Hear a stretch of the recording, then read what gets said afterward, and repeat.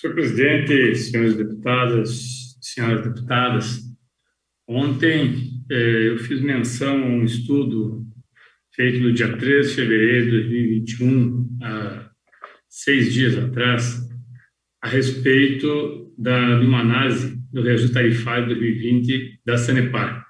Foi feito agora com base em todo esse período que nós temos tido de reajuste nas tarifas, perdão. O reajuste tarifário de 5,11 da base de maio de 2020 resulta num aumento real de 2,07.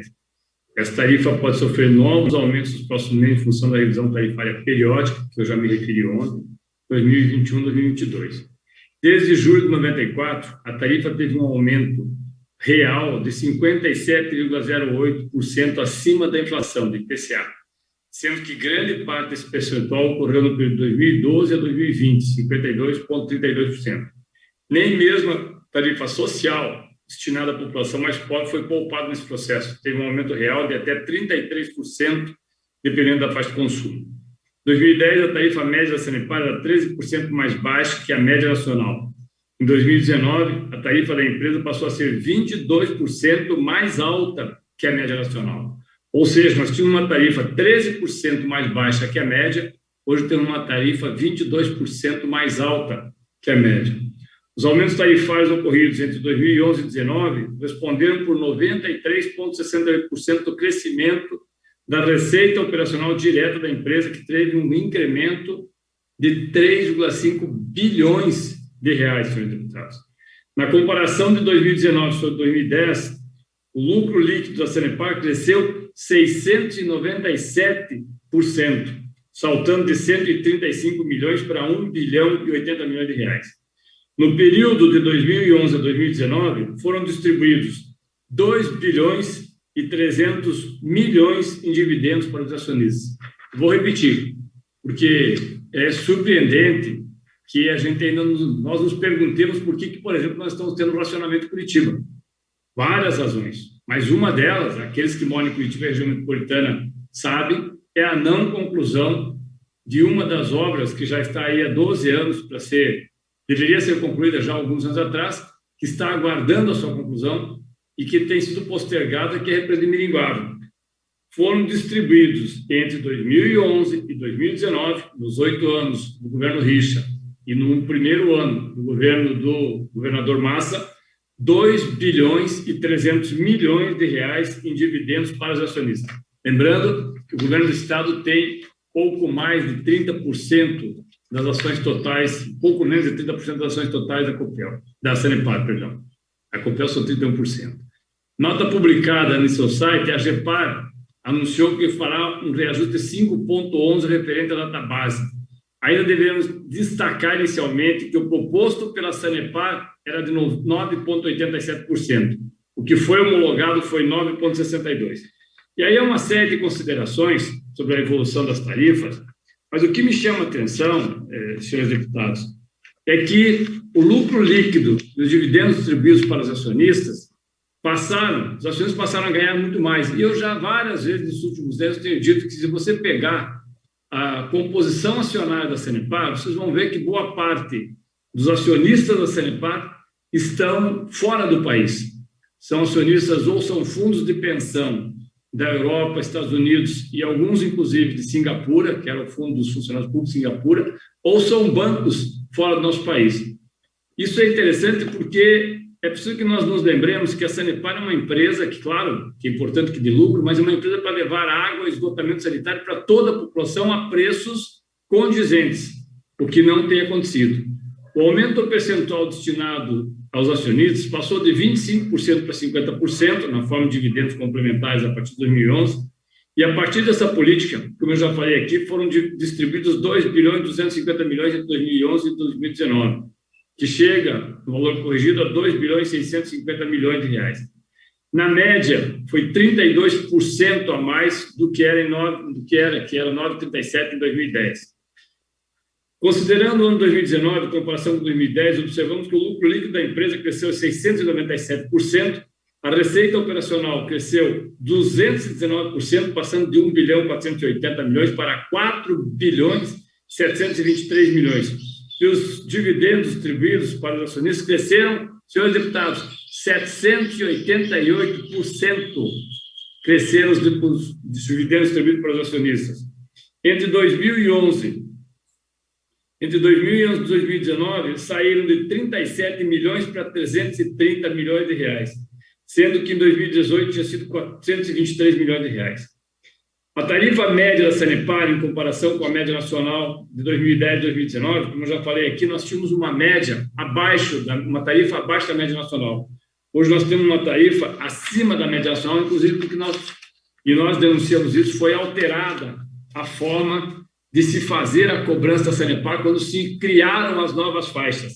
Essas novas faixas que vieram, no primeiro momento, o discurso é que essas novas faixas trariam benefício para as pessoas que consumissem até 5 metros cúbicos, ou seja, 5.000 litros de água. Para quem tem uma caixa de água de 1.000 litros em casa, são 5 caixas d'água igual a essa. Aí não se entende, ou não se deveria entender, por que Curitiba continua, a região metropolitana, continua não tendo água. E algumas cidades do Paraná continuam não tendo água, porque priorizou-se durante todo esse período aquilo que, no nosso entendimento, não deveria ser feito. Dividendos, lucros exorbitantes e um aumento cada vez maior do que não é o papel da Sanepar, que é fazer com que os seus acionistas no exterior e aqui no Brasil ganhem muito em cima desta empresa que já teve uma das menores tarifas do Brasil. Eu quero também aqui, senhor presidente, nesses últimos minutos, fazer uma ponderação. Hoje nós tivemos um projeto do governo que pede que a educação seja considerada essencial, deputado Michele. E, óbvio que é um debate que deve ser feito, nós queremos que as escolas possam ter aulas, e o deputado Homero, inclusive, citou a situação de Santa Catarina, que determinou que fosse obrigatória também a situação presencial. Só que eu lembro que Santa Catarina é obrigatório presencial com, no mínimo, 30% de professores e funcionários, no mínimo 30%, não é no máximo, é no mínimo, mas tendo 30%, a escola poderá funcionar presencial, onde os pais decidam se os alunos vêm ou não vêm para a sala de aula, e, mais ainda, onde as condições permitam e que não haja condições de fazer o ensino remoto. Não é o caso do Paraná. O Paraná tem ensino remoto praticamente, apesar de todas as dificuldades, em todas as escolas no estado do Paraná. E ainda como lembrança, ontem o deputado Matheus Boca Aberta Júnior falou sobre a situação de Londrina, onde foi a Câmara Municipal aprovou que seria atividade essencial, educação, o prefeito vetou e a Câmara derrubou o veto. Pois bem, hoje o Tribunal de Justiça, não sei se isso se sustentará ou não, mas o Tribunal de Justiça determinou a suspensão do início das aulas em Londrina. Então, é preciso que nós ouçamos também os outros setores, além de olharmos para a questão apenas da educação, que é fundamental, olharmos para a questão da educação sem levarmos em conta que nós temos professores e funcionários e pais, e tios, e avós, e familiares dessas pessoas que poderão ser colocados em risco por um processo que nós entendemos que deve ser feito a partir do momento que temos vacinação para todos os educadores.